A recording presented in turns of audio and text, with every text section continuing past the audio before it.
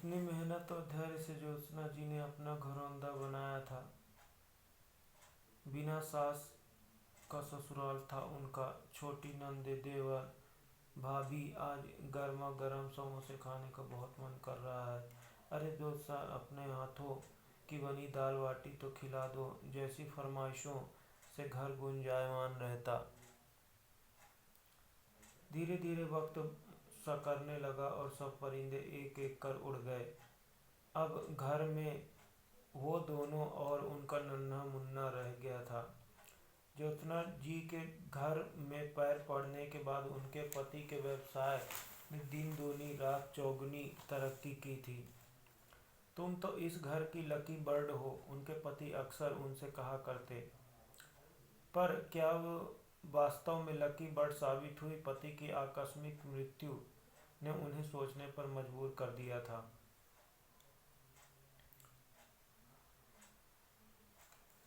उनके तो मानो पंख ही कतर गए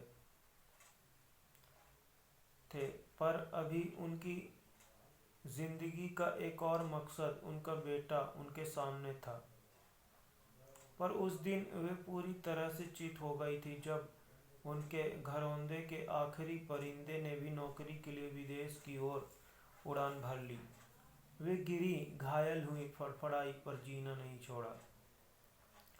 बहुत कमजोर लग रहे हो बेटे तुम, एक दिन वीडियो कॉल पर बात करते हुए वे अपने बेटे से बोली। माँ, काम के बिजी शेड्यूल के चलते खाना बनाने का समय ही नहीं निकल पाता है और वैसे भी बहुत थक जाता हूँ। खुद से कुछ बनाने का मन ही नहीं करता। सुनकर उस दिन एक निवाला भी नहीं निकला गया था उनके गले से। उस दिन से उन्होंने अपनी जिंदगी का नया मकसद बना लिया था। बेटे के लिए थेपले, खाखरे, मठरी, कई तरह की मिठाइयाँ बनाकर कोरियर करने लगी। सामान की सूची बनाना, बाजार से खरीद कर लाना, एक एक चीज अपने हाथों से बनाना और फिर पैक कर कोरियर करके आने में कब उनकी सुबह होती और कब रात हो जाती उन्हें पता ही नहीं चलता था। माँ, यह मेरी पत्नी रोजी है। सब कुछ इतना जल्दी में हुआ कि मैं आपको पहले बता ही नहीं पाया। बेटे ने एक दिन भारतीय मूल की लड़की से शादी करने के बाद विस्फोट किया था। तो क्या हुआ अगर बेटे ने शादी कर ली? झटका तो उन्हें बहुत जोर का लगा था, पर अपने मन को किसी तरह दिलासा दी, मेरा बेटा मुझ पर ही तो गया है। एकदम भावुक अकेलापन उसे भी तो कचोटता होगा। शादी के बाद बेटे ने कई बार माँ को टोका भी। माँ, आप क्यों इतनी परेशान होती हैं? अब तो रोजी है ना। अरे वो भी तो नौकरी कर पूरे दिन थक जाती होगी। अब वे डबल उत्साह के साथ दुगना सामान पार्सल करने लगी। पर जब से कोरोना ने कहर बरपाया था, ज्योत्सना जी ने तो सांस लेना ही बंद कर दिया था। बेटे के लिए पार्सल भेजना उनके लिए वेंटिलेटर का काम करता, जिसके सहारे वो बस जी रही थी। सारा दिन बेटे की चिंता सताए रहती। वो जितनी बार उसे वीडियो कॉल पर देखती, वह उन्हें और कमजोर ही नजर आता। फिर जैसे ही अनलॉक हुआ, कोरियर सर्विस चालू हुई, उनकी खुशी का ठिकाना नहीं रहा था। दिवाली पर उन्होंने मूंग दाल, बादाम की चक्की, गोंद के लड्डू, कुकीज बनाई और बिना समय गवाए पार्सल लगा दिया। हाँ बेटा, मुझे पता है तुझे इन महीनों बहुत तकलीफ का सामना करना पड़ा होगा, पर अब तू चिंता मत कर। बेटा भी उनकी हाँ में हाँ मिला, उनके उत्साह को यथावत रखता।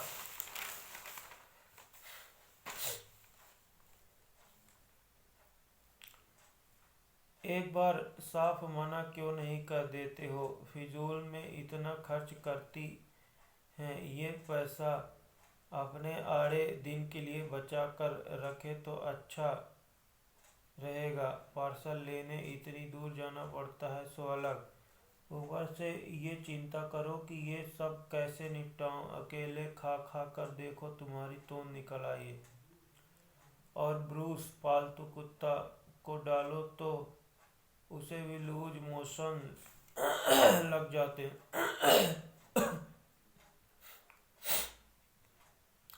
ज्योत्सना जी के कानों में ये आवाज पड़ रही थी। उन्होंने देखा बेटा इशारे से अपनी पत्नी को चुप हो जाने की कहने की नाकाम कोशिश कर रहा था, पर वे अनजान बन बातें करती रहीं। उनकी जिंदगी का आखिरी ध्येय भी ध्वस्त हो गया था। शून्य में निहारती चुप हो गई थी वे। तभी कमली ने उन्हें झिझोड़ा,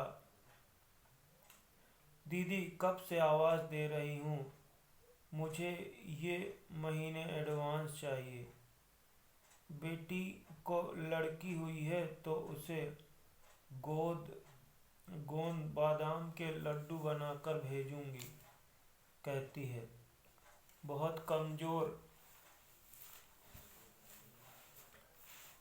कमजोरी लगती है माँ। पर तू तो बता रही थी उसकी सास उसका बहुत ध्यान रखती है। अरे दीदी, वो तो पिछले जापे के वक्त जब उसने बेटा जना था, पर इस बार उसको बेटी हुई है ना। उसकी सास रोटला और मिर्ची धर कर चली जाती है, कह रही थी। माँ, पेट में बहुत दुखता है और बच्ची भी भूखी रोती रहती है। तू मेरे होते चिंता क्यों करती है? चल अपन दोनों मिलकर उसके लिए लड्डू और अजवाइन की पंजीरी बना लेते हैं। कहते हुए अपनी साड़ी का पल्ला खोसते हुए उन्होंने गैस जला दी। आटा सेकते हुए ज्योत्सना जी सोच रही थी कि वो कैसे भूल गई कि वो एक ऐसे समाज में रहती है जहाँ अब भी बेटे का जन्म परिवार में तरंग और बेटी का जन्म गम ले आता है। सब काम निपटाने के बाद वो इतना थक गई थी कि सोफे पर लेटते वक्त उनकी आंख लग गई, उन्हें पता ही नहीं चला। जब सुबह आंख खुली तो उन्हें लगा कि दूर पहाड़ी के पीछे से झांकता हुआ सूरज उन्हें देखकर मुस्कुरा रहा था। उन्हें एक नई ताजगी सी महसूस हुई, जैसे जिंदगी से सारे गिले शिकवे दूर हो गए हों।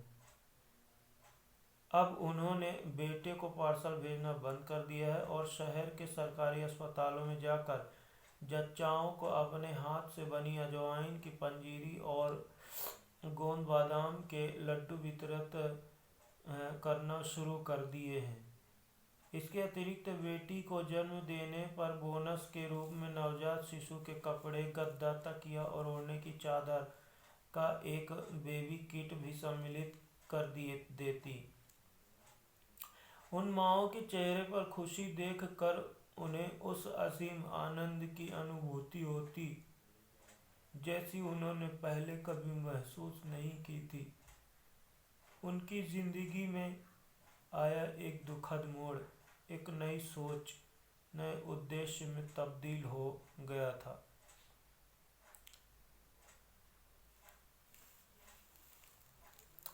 कहानी समाप्त। और दूसरी कहानी की ओर चलते हैं।